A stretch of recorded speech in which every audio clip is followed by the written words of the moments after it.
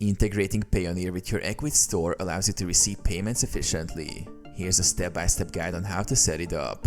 Create a Payoneer account. If you don't already have one, sign up for a Payoneer account at Payoneer. Ensure your account is fully verified.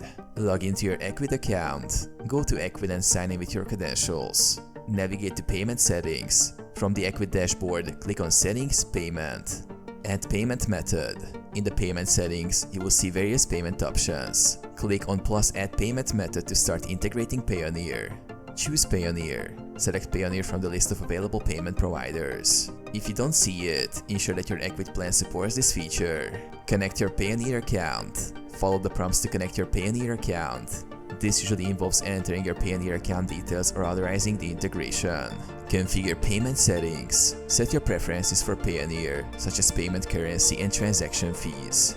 Save changes. Click Save to apply the changes.